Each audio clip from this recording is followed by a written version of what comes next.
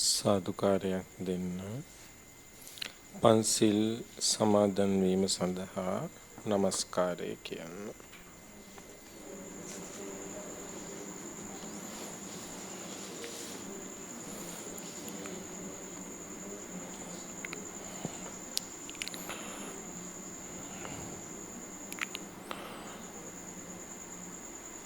බුද්ධං සරණං ගච්ඡාමි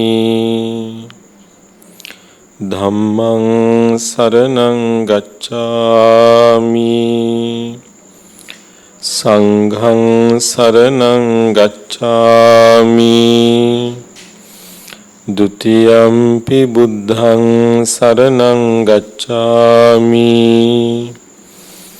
ဒ ුතියම්පි ධම්මං සරණං ගච්ඡාමි ဒ ුතියම්පි සංඝං සරණං ගච්ඡාමි တတိယံ පි බුද්ධං සරණං ගච්ඡාමි တတိယံ පි ධම්මං සරණං ගච්ඡාමි တတိယံ පි සංඝං සරණං ගච්ඡාමි တိ සරණ ගමනං සම්පුන්නං පාණාතිපාතා වේරමණී සික්ඛාපදං සමාදියාමි අදින්නාදාන වේරමණී සික්ඛාපදං සමාදියාමි කාමේසු මිච්ඡාචාරා වේරමණී සික්ඛාපදං සමාදියාමි මුසාවාදා වේරමණී සික්ඛාපදං සමාදියාමි සුරාමේරය මජ්ජපමා දට්ඨානා වේරමණී සික්ඛාපදං සමාදියාමි තිසරණේන සද්ධින් පංචශීලං ධම්මං සාධුකං සුරක්ඛිතං කତ୍වා අපමාදේන සම්පාදේත සමන්ත චක්කවාලේසු අත්‍රා ගච්ඡන්තු දේවතා සද්ධම්මං මුනි රාජස්ස සුනන්තු සග්ග මොක්ඛදං ධම්මස්සවන කාලෝ අයං බදන්තා ධම්මස්සවන කාලෝ අයං බදන්තා ධම්මස්සවන කාලෝ අයං බදන්තා නමෝ තස්ස භගවතු අරහතෝ සම්මා සම්බුද්දස්ස නමෝ තස්ස භගවතු අරහතෝ සම්මා සම්බුද්දස්ස නමෝ තස්ස භගවතු අරහතෝ සම්මා සම්බුද්දස්ස චතස්සෝ ීමා භික්ඛවේ පටිපදා කතමා චතස්සෝ දුක්ඛා පටිපදා දණ්ඩා විඤ්ඤා දුක්ඛා පටිපදා කිප්පා විඤ්ඤා සුඛා පටිපදා දණ්ඩා විඤ්ඤා සුඛා පටිපදා කිප්පා විඤ්ඤා ඉමාකෝ භික්ඛවේ චතස්සෝ පටිපදාති තී.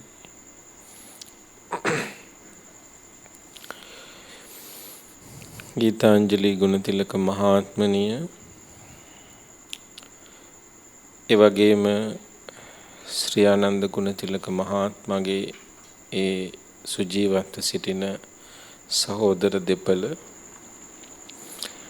එවැගේම මිලින්ද ගුණතිලක මහත්මයා මහාත්මනිය නිරංජනා ගුණතිලක මෙනවිය හේමන්ත ගුණතිලක මහත්මයා චන්දිමා මහත්මිය ඇතුළු පින්වතුනි පින්වතියනි මේ වෙලාවේ බලාපොරොත්තු වෙන්නේ ශ්‍රී ආනන්ද ගුණතිලක මහත්මයාගේ ගුණ සිහි කරලා සෑම වර්ෂයකම සිදු කරන ධර්ම දේශනාමය පින්කම අද සිදු කර ගන්න.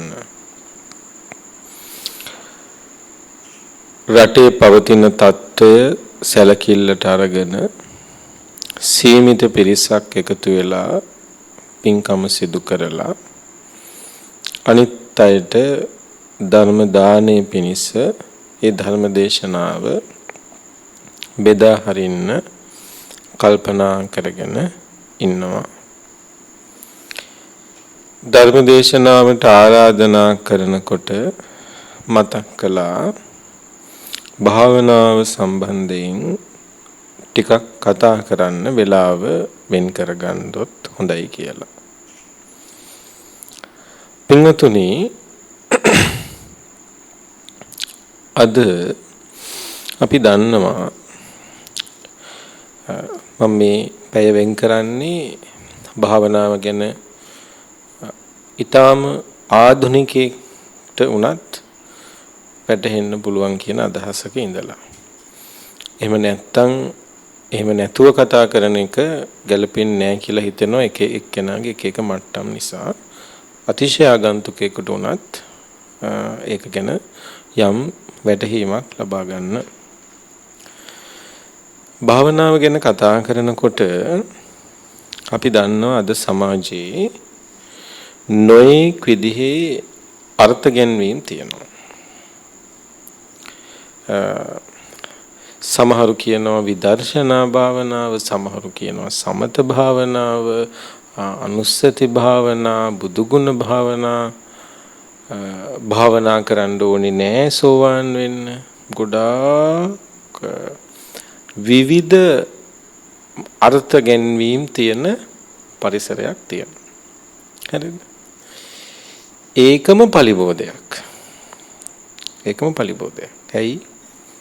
ඔන්න බලන්න. අපි හිතනවා නෑ ඉතින් මොනවා වුණත් බණක්නේ. මොනවා වුණත් ධර්මයනේ කියලා හිතනවා. ඒ වුණාට ඒකේ පලිබෝධය මෙහෙම දකින්න.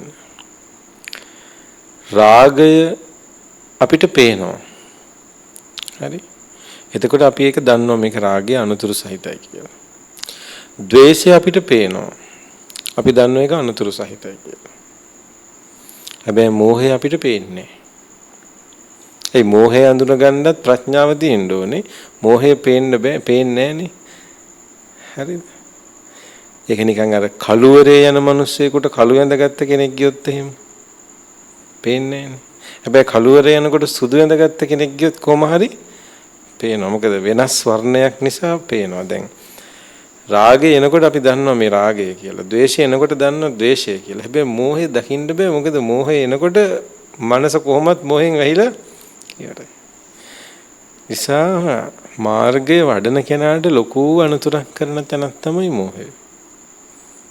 හරි. මාර්ගයේ වඩන කෙනාට ලොකු අනුතරක් පලිබෝධයක් උපදවන තැනක් තමයි මෝහය කියලා කියන්නේ. කොච්චර පලිබෝධයක්ද කියනවනම් සමහර වෙලාවට ධ්‍යාන අභිඥා ලැබපු ඇත්තෝ පවා ඒ තැන්වල නවත්තලා තියෙන දෙයක් තමයි මෝහය කියලා කියන්නේ. ඒ කියන්නේ එච්චර එතනින් එහාට හිතන්න එපා. මට ඒක කියන්න ඕනුනේ අර පවත්නා සමාජයේ තියෙන රැල්ලට එකතු වෙන්න එපා කියලා කියන්නේ. තර්ක විතර්ක කරලා දැන් උදාහරණයක් ඇටියට සමහර කෙනෙක් කියනවා අපි නම් විදර්ශනා වඩලා නිවන් දකින්නේ, අපි සමතේ වඩන්නේ. අපි නම් සමත භාවනාව විතරයි, අපිට විදර්ශනාව තේරෙන්නේ. එහෙම කුලකයකට එකතු වෙනවා, දෘෂ්ටියකට වැටෙනවා කියලා කියන්නේම එතනින්ම ඒ ගමන පලිබෝධයක් කියන එක. ඒ නිසා මුලින්ම කියන්න ඕනේ ආධුනිකයෙකුණත් වඩන කෙනෙක් වුණත් හැම වෙලෙම විවෘත කරලා තියාගන්න අලුත් අදහසක් විමසන්න පුළුවන්. තේරුණාද? මම දන්න සමහර සේනාසන පවා තියෙනවා. සමහර ස්වාමීන් වහන්සේලාගේ මම කියන්නේ ධර්ම විකෘතීන් නෙමෙයි. බොහොම පිරිසිදු ධර්මය කතා කරන සමහර තමන්ගේ කුලකේ නොවන පොත්පත් පුස්තකාලයකවත් තියාගන්නේ නැති. ඒකේ තියෙන්නේ මෝහයේ බරපතලකම, දෘෂ්ටියේ බරපතලකම. ඒ නිසා අපි පළවෙනියටම අපි තේරුම් ගන්න ඕන දේ තමයි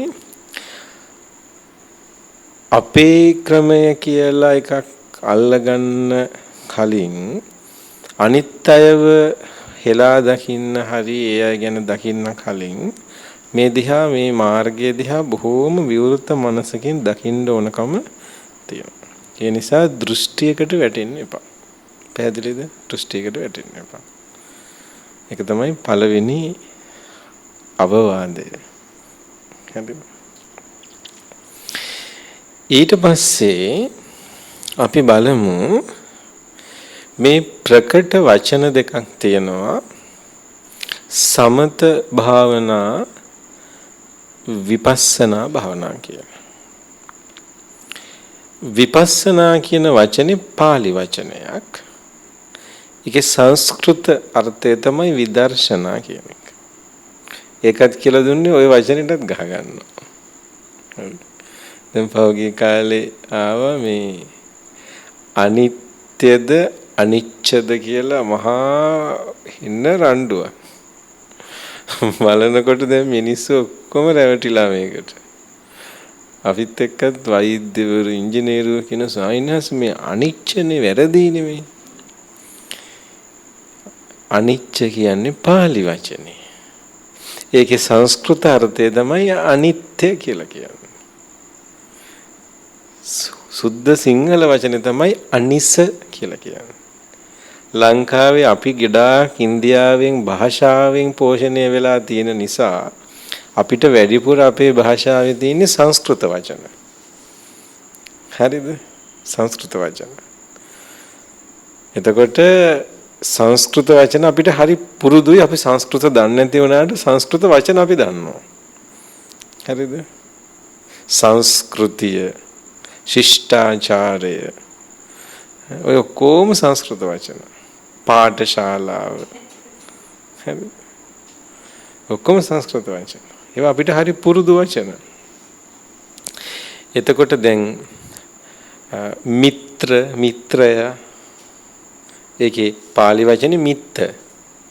සිංහල වචනේ මිතුරු. හරි. ආචාර්ය, ආචාර්ය එහෙම යන්නේ. ඒකට අපිට ඒක තමයි දැන් ඒ නිසා ඔන්න මතක තියාගන්න විදර්ශනා කියන්නේ සංස්කෘත වචනේ, විපස්සනා කියන්නේ පාලි වචනේ. සුද්ධ සිංහලෙන් කිව්වොත් විදසුන්. ඔකට රණ්ඩු වෙන්නේ බය එතකොට. එතකොට මොකද්ද මේ සමත විදර්ශනා කියලා කියන්නේ? සූත්‍ර දේශනාවල මේ වචන දෙක සමත විදර්ශනා කියන තැනට වඩා සමාධි ප්‍රඥා කියලා තමයි යෙදලා තියෙන්නේ වැඩිපුර. ඒකෙන් අදහස් කරන්නේ සමත විදර්ශනා කියලා වචන යෙදিলা නැහැ කියලා. හැබැයි බුද්ධ වචනේ මුල් බුදු සමයේ සූත්‍ර ගත්තාම ගොඩාක් වෙලාවට සමාධි ප්‍රඥා ලස්සන වචන දෙක. සමාධි ප්‍රඥා. සමාධි කියන වචනේ ගොඩාක් යොදන්නේ සමත කියන අදහසට. ප්‍රඥා කියන වචනේ යොදන්නේ විදර්ශනා කියන අදහසට. හරිද? එතකොට තව දෙයක් ඒ තමයි මූලාශ්‍ර අධ්‍යයනය කරනකොට අපි මොන හරි දෙයක් කියවනකොට අපිට භාවනා සම්බන්ධයෙන් තියෙන අවුල් ඇති වෙන තැනක් තමයි අපි දැන් මේ භාවනා සම්බන්ධයෙන් ඔන්න තියෙනවා මේ තමයි සූත්‍ර පොතක්. ඒක තමයි දැනට පිළිගත්ත විදිහට පිරිසිදු බුද්ධ වචනේ හැටියට අපි දැනට පිළිගන්නේ. හරිද? සංඝායනා වෙලා සංගීතකාරක ස්වාමීන් වහන්සේලා මාතලේ අලු විහාරයේදී ඒක රචනා කරලා පවත්වගෙන ආපු පොත් ටික. හැබැයි කාලයත් එක්ක මේ වට අර්ථකථන සම්ප්‍රදායක් එකතු වුණා. අපි ඒවට කියනවා අට කතා කියලා. හරිද? එතකොට අට කතාවල තියෙන සමහර තොරතුරු බුද්ධ කාලේ ඉඳලම ආපු ඒවා. සමහර ඒවා හැබැයි පසු කාලිනව එකතු වෙච්ච ඒවා. පැහැදිලිද? ඒක අපි තේරුම් ගන්න ඕනේ. මොකද අට කතාවල අනුරාධපුර යුගයේ විස්තර තියෙනවා. ඉතින් බුද්ධ කාලේ නම් එහෙම වෙන්න බෑනේ. හරි? එතකොට කාලයත් එක්ක ඒක එකතු වෙනවා. එකෙන් අදහස් වෙන්නේ අට කතා කියන්නේ සම්පූර්ණයෙන් බොරුවක් කියලා. හැබැයි බුද්ධ කාලේ ඉඳලා ආපු විස්තරත් ඒකේ තියෙනවා. පසු කාලින එකතු වෙච්ච ඒවාත් තියෙනවා.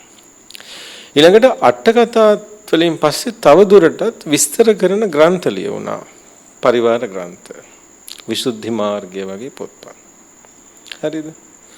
විසුද්ධි මාර්ගය තමයි ථේරවාද සම්ප්‍රදායේ භාවනා මාර්ගය සම්බන්ධයෙන් නිවන් මාර්ගය සම්බන්ධයෙන් ලියවෙච්ච ප්‍රධාන ග්‍රන්ථය හැටියට සලකන්නේ.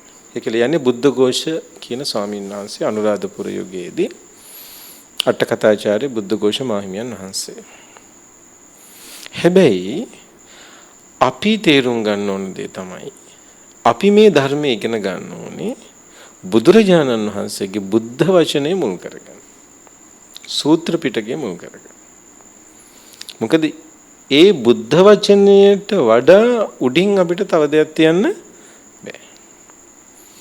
ඒකෙන් මම අදහස් කරන්නේ අර පරිවාර අර්ථකථන සම්ප්‍රදාය හරි පරිවාර ග්‍රන්ථ හරි වැරදි කියලා. හැබැයි බුද්ධ වචනේ මුල් කරගෙන තමයි අපි දෙයක් විමසන්න ඕන. සමහර වෙලාවට මම ඔය පෞද්ගලිකව ඇසුරු කරන නැත්තන්ට කියලා තියෙනවා සූත්‍ර පිටකයේ කියවනකොට ඉංග්‍රීසි පරිවර්තනේ ඉංග්‍රීසි වලින් පාවිච්චි කරන්න පුළුවන් නම් කියවන්න කියලා. ඒකට හේතුවක් තියෙනවා. ඇත්තටම මම ඉංග්‍රීසි පරිවර්තනේ කියවන්නේ මට ඒ තරම් දියුණු දැනුමක් නැහැ. හැබැයි එහෙම කියන්න හේතුව තමයි සිංහල පරිවර්තනවල ගොඩාක් භාෂාව සංකීර්ණ වෙලා තියෙන එකක්. ඊළඟට අර අර්ථකථන සම්ප්‍රදායත් එක්ක කාලයක් තිස්සේ එකතු වෙච්ච කාරණාත් ඔවත් එක්ක එනවා සිංහල පොත්වල. හැබැයි ඉංග්‍රීසි පොතට මේවා එකතු වෙන්න තියෙන ඉඩකඩ අඩුයි. ඒ නිසා මේක ඉංග්‍රීසියට පරිවර්තනය වුණා. අපේ බික්කු බෝධි ස්වාමීන් වහන්සේ බොහොම ගෞරවයෙන් සිහි කරන්න ඕනේ. උන්වහන්සේ බොහොම හොඳ පරිවර්තනයක් කළා තියෙනවා ත්‍රිපිටකයට, සූත්‍ර පිටකයට.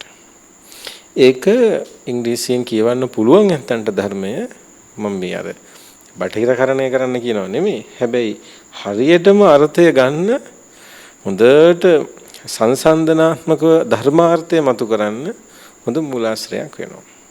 එතකොට මොනවා හරි කාරණාවක් සම්බන්ධයෙන් අපිට ගැටලුවක් ආවොත් අපිට අර මූලාශ්‍රයෙන් තොරතුරක් ගන්න පුළුවන්. දැන් පැහැදිලිනේ? හරි. දැන් අපි බලමු මොකද්ද මේ සමත විදර්ශනා කියලා කියන්නේ. බුදුරජාණන් වහන්සේ පෙන්නනවා ත්‍රිශික්ෂා කියලා වැඩපිළිවෙල. කියන බලන්න. සීල, සමාධි, ප්‍රඥා. හරි. සීලය, සමාධිය, ප්‍රඥාව කියන්නේ. හරි. එතකොට සීලය කියලා කියන්නේ අපේ ශික්ෂණය කියන එක. මම ඒ ගැන බණ කියන්නේ නැහැ අද. සීලය කියලා කිව්වහම සිල් පද ටික විතරක් නෙමෙයි හැබැයි. ගොඩාක් දෙනෙක් හිතනවා සීලය කිව්වහම පන්සිල්, අටසිල්. ඒවට අහු වෙන්නේ නැත්නම් කළාට කමක් නැහැ වගේ නේ. එහෙම එකක් නැහැ. සීලය කියන්නේ ශික්ෂණය කියන එක.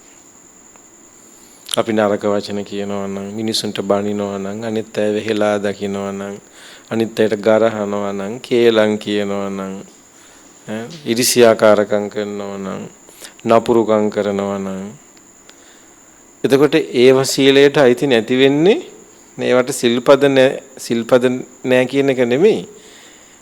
ඒවත් සීලේ තමයි. පැහැදිලිද? හිංසා කරනවා නම් ඒකවත් සීලේ තමයි.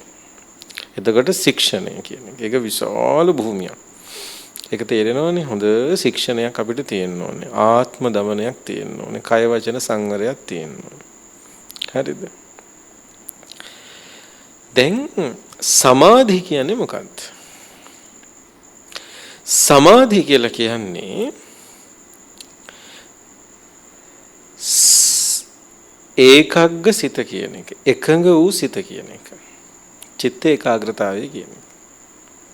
සමාධි කියන්නේ මොකද්ද? චිත්ත ඒකාග්‍රතාවය කියන එක. සිත එකඟ වෙන්න ඕනේ කුසල් අරමුණේ. එතකොට කුසල චිත්ත ඒකාග්‍රතං සමාධි. කුසල චිත්ත ඒකාග්‍රතාවය කුසල් සිතේ එකඟකමට කියනවා මොකක් කියලාද? සමාධි කියලා කියනවා. පැහැදිලිද? ඇයි එහෙම කියන්නේ? ජිම්නාස්ටික් ශූරයෙකුට අර මොනවාද සර්කස් ශූරයෙකුට අර ඊටාම හීන් නූලක යන්න කොච්චර සියුම් සිතක් තියෙන්න ඕනේද? හැබැයි ඒක කුසල චිත්ත ඒකාග්‍රතාවයක් නෙමෙයි. හිතන්න ඒ හැකියාවේ ටැලන්ට් එක පාවිච්චි කළොත් අනිත් පැත්තට ආධ්‍යාත්මික ශක්තියකට එයාට ලොකු ගමනක් යන්න පුළුවන්. මොකද එහෙම හිතක් එකඟ කරන්න ලේසි නෑ. ලොකු චිත්ත ඒකාග්‍රතාවයක් තියෙනවා. ඉංග්‍රීසි වචනේ මම හිතන්නේ කන්සන්ට්‍රේට් කියලා කියනවානේ. හරිනේ. ගැඹුරු චිත්ත ඒකාග්‍රතාවයක් අපිට තියෙනවා. ආන්නයකට තමයි කියන්නේ අපි සමාධි කියලා කියන්නේ. එතකොට සමාධිය අඳුනගන්නේ දැන් සමාධිය කියලා කියන්නේ සමාධිය කියන්නේ මොන මට්ටමේදීද කියලා අඳුනගන්න තැන් ටික තමයි. සමාධියේ පිරිපුන් මට්ටම තමයි ප්‍රථම ධානය, ဒုတိ ධානය, තතිය ධානය, චතුර්ථ ධානය කියලා කියනවා. දැන් මම කියන ටික තේරෙනව නේද? ඔන්නේ ධාන තමයි සමාධියේ ප්‍රතිඵල. ඒ කියන්නේ සමාධිය කියන විෂයේ පාරප්‍රාප්ත අවස්ථාව තමයි ධ්‍යාන. රූපාවචර ධ්‍යාන 4යි අරූපාවචර ධ්‍යාන 4යි. ඒවට කියනවා අපි අෂ්ට සමාපatti කියලා කියනවා. ඒවට කියනවා අෂ්ට සමාපatti කියලා කියනවා. හැබැයි ඒකෙන් අදහස් වෙන්නේ නැහැ කෙනෙකුට සමාධියක් තියනවා කියලා කියන්නේ ධ්‍යාන 8ම තියෙන්න ඕනේ කියලා එකක් නැහැ. ප්‍රථම ධ්‍යානයට පෙර උපචාර සමාධි අවස්ථාව කියලා තියෙනවා. ඒ කියන්නේ සමාධියට සමවදින්න කලින් හිත සමාධි මට්ටමටම කිට්ටුවටම ගිය අවස්ථාවක් තියෙනවා. ඒ මට්ටමත් සමාධිය හැටියට සැලකන උපචාර සමාධිය කියලා කියන්නේ. උපචාර කියන්නේ ළඟින් හැසිරෙන, ළඟින් ඉන්නවා කියන එක. හරි.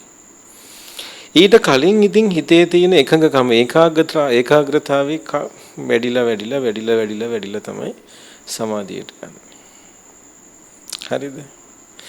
සමාධියේදී සිද්ධ වෙන සමාධිය වැඩෙන භාවනාවට කියනවා සමාධිය කියන අංගය, සමාධිය කියන ශික්ෂාව වඩන අංගය වඩන භාවනාවට අපි කියනවා සමත භාවනා කියලා.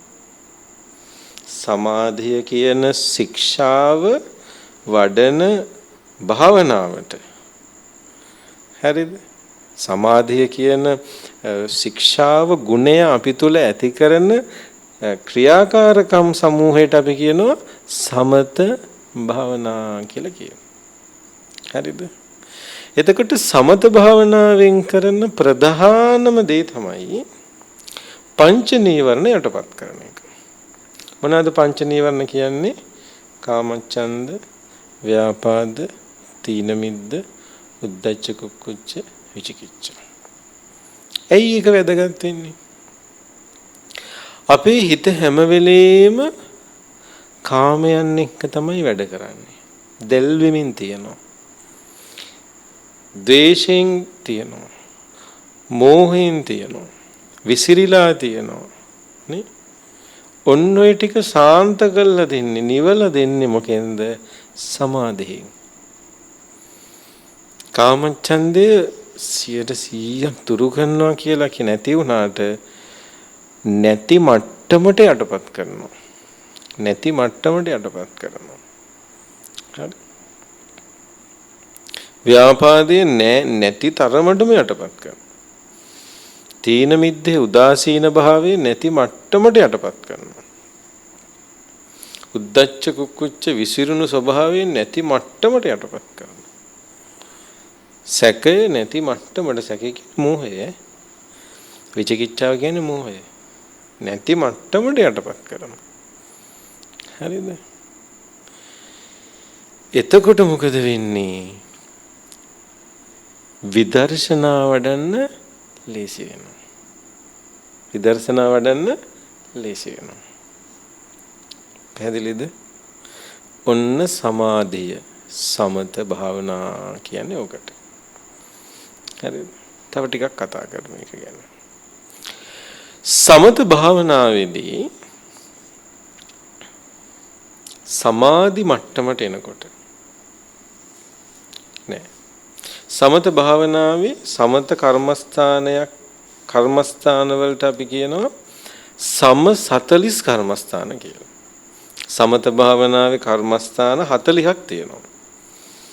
ඒවට කියන්නේ මොනවද? සම 40 කර්මස්ථාන කියලා කියනවා.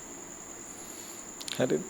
අනුස්සති භාවනා 10යි, අසුභ භාවනා, ඔය ආදී වශයෙන් ආනාපාන සතිය, ඔය ආදී වශයෙන් සමත භාවනා කර්මස්ථාන තියෙනවා. කසින භාවනා 10යි තියෙනවා 10ක්. මේ 40ක්. ඒවට කියනවා අපි සම 40 කර්මස්ථාන කියලා. හරිද? හැබැයි ඔක්කොගෙම කරන්නේ ඔන්න හොඳට දැන් අහගන්න. සමත භාවනාවකදී කෙනෙක් තුළ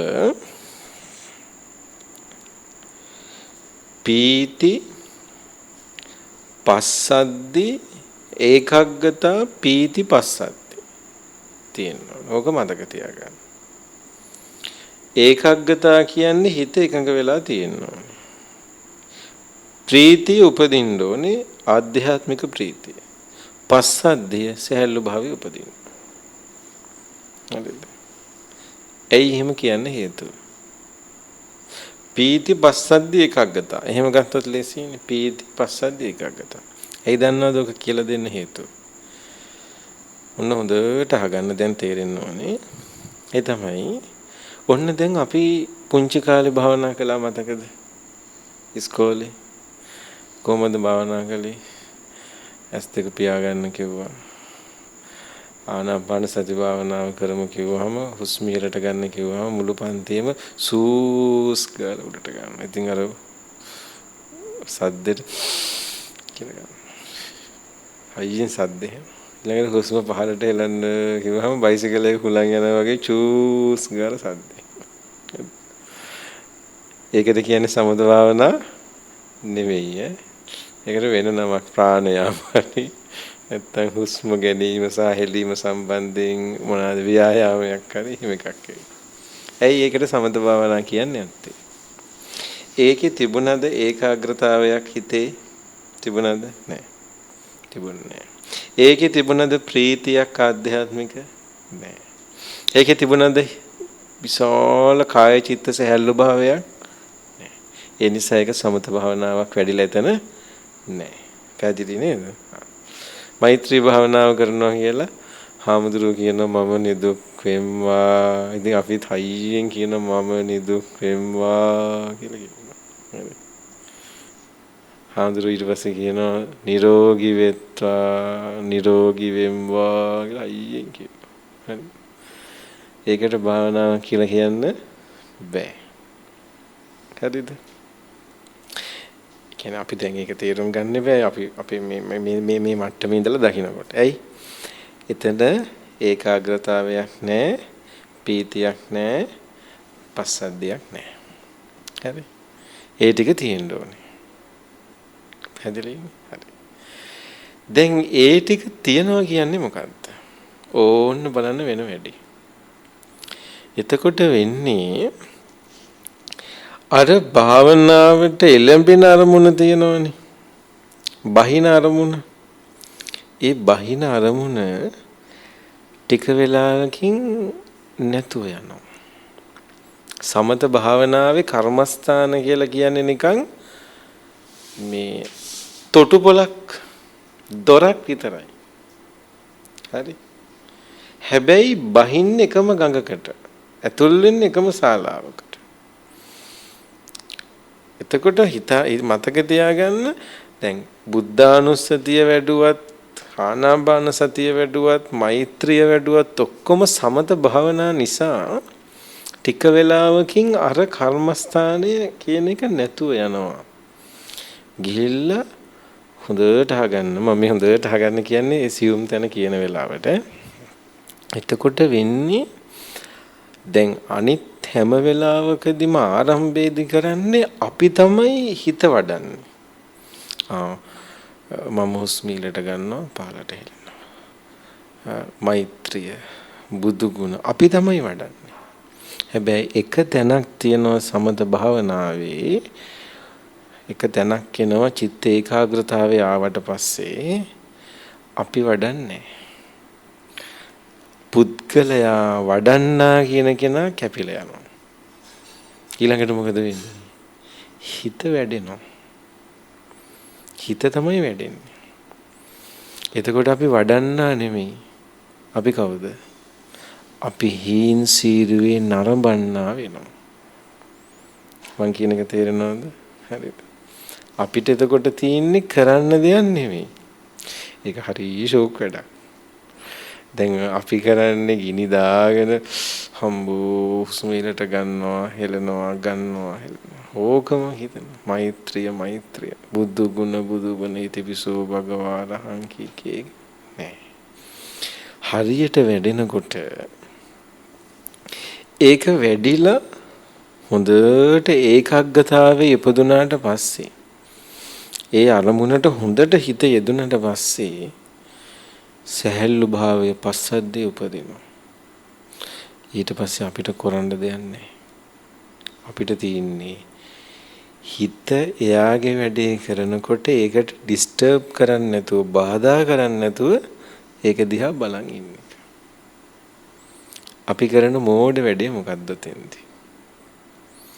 අපි කරන වැඩේ සද්ද නොකර බලන් ඉන්නේ නැතුව දැන් භාවනා වැඩෙනවද දන්නේ නැහනේ කියලා අරකට මොකද කරන්නේ? ඇඟිල්ල ගහන්න යනවා. දැන් මේ සමාධිය දන්නේ නැහනේ. දැන් තේරෙනවද එතකොට වෙන්නේ මොකද්ද කියලා? එතකොට අර වැඩෙන හිතට වැඩෙන්න දෙන්න නැතුව අපි ගිහිල්ලා ඒක චෙක් කරන්න යනවා. කොයි හරියද දන්නේ නැහැ දැන්. හරි. ඒතර භාවනා වැඩෙන්නේ. අත්හැරීම ඔන්න ඔතෙන්ද තමයි ඕන වෙන්නේ. මොනවාද අත්හැරීම කියන්නේ? gedara තියෙන දේවල් විසිකල නෑ එහෙම ගන්න. ඒ වෙලාවට එන සිතුවිලි අත්හරින්න පුළුවන් වෙන්න ඕනේ. කුතුහලය. ඒක ගැන විමසන්න. ඒ මොකක්වත් නෑ. පුළුවන් තරම් සාන්ත කරගෙන සද්ද නොකර බලන් ඉන්න. හිත යාගේ ගමන යන විදිහ. අචාන්චාහාමුදුරු ලස්සන කතාවක් කියනවා. විශාල කැලයක් ඇතුලේ මහා රාත්‍රියක පොකුණක් අයින තියෙන ගල්තලාවක ස්වාමීන් වහන්සේ නමක් වැඩ ඉන්නවා. ඒ ස්වාමීන් වහන්සේ සත්තු බලන්න ආසයිලු. උපමාවක්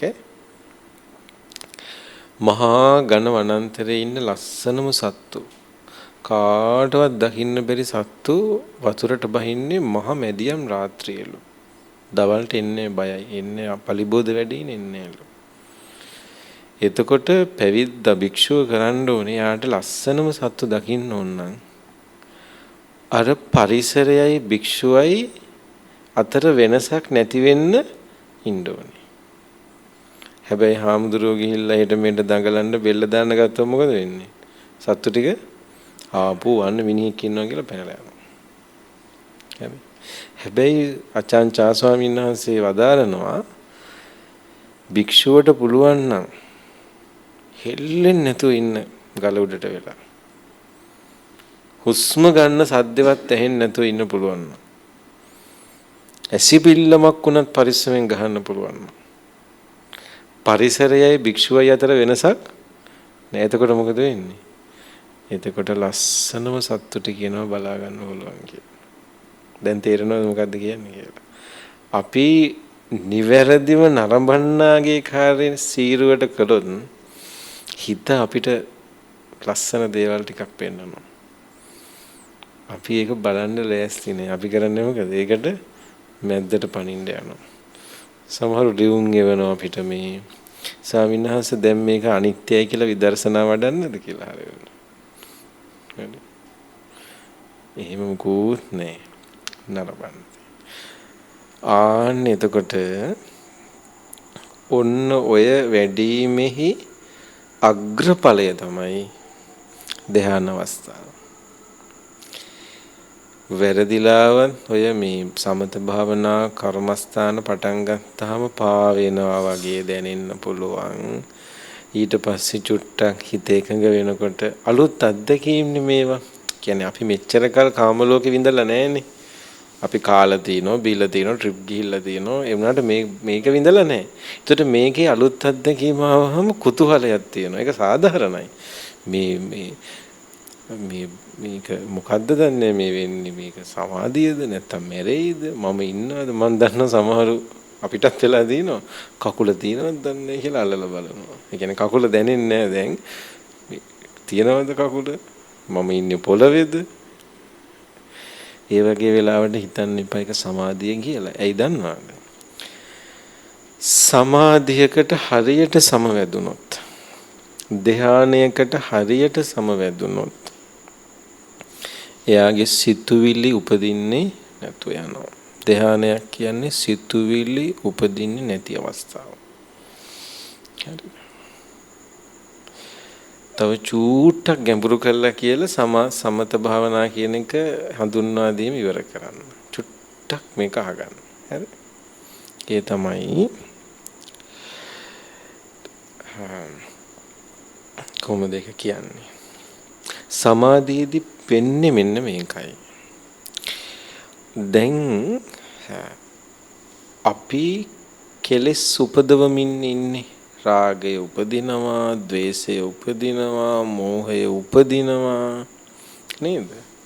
දැන් ඔන්න මට රූප පේනවා, මේ ෆෑන් එක කරකැවෙනවා, මෙතන මේසයක් තියෙනවා, බුදු පිළිමේ තියෙනවා, මල් පොකුරක් තියෙනවා, වැඩ ගොඩයි.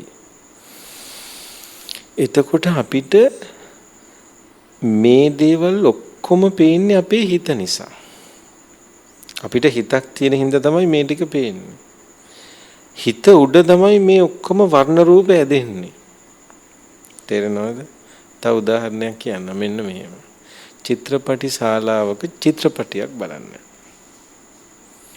ඔක තේරෙනවා එතකොට. මම දැන් කොහොමද කියලා ඉස්සර මම බලපු කාලේ දැන් මම අවුරුදු කීයකින්ද 15කින් 16කින් නෙවෙයි ඊටත් වඩා 18කින් විතර බලලා නැහැ. ඊට කලින් අර ප්‍රක්ෂේපණ යන්ත්‍ර වලින් තමයි තිරයට චිත්‍රපටිය දුන්නේ. දැන් තාක්ෂණය වෙනස් ඇති. එතකොට අර පිටිපස්සෙන් රූපේ ගහනවා කොහෙටද? තිරයට ගහනවා. දැනුත් ඔක පුළුවන්. දැන් අර චිත්‍රපටිය යන අතරේ අපිට තිරේ පේන්නේ නෑ. හැබැයි තිරේ තියනවද නැද්ද? තිරේ උඩ තමයි ඔක්කොම වෙන්නේ. හැබැයි අපිට පේන්නේ තිරේ නෙමෙයි. අපිට පේන්නේ මොකද්ද? ඒක උඩ දුවන චිත්‍රේ.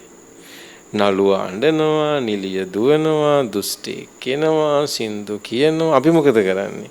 අප්පුඩි ගහනවා, hina වෙනවා, නැලවෙනවා, අඬනවා, ගහන්න කියනවා. හරිද? දැන් අපි අර තිරේ උඩ තියෙන චිත්‍ර ටිකට අහු වෙලා ඒකත් එක්ක අපි හැංගීම් අවදි කරමින් ඉන්නවා. හරිද? හැබැයි මේ ඔක්කොම චිත්‍ර ටික යටින් මොකද්ද තියෙන්නේ?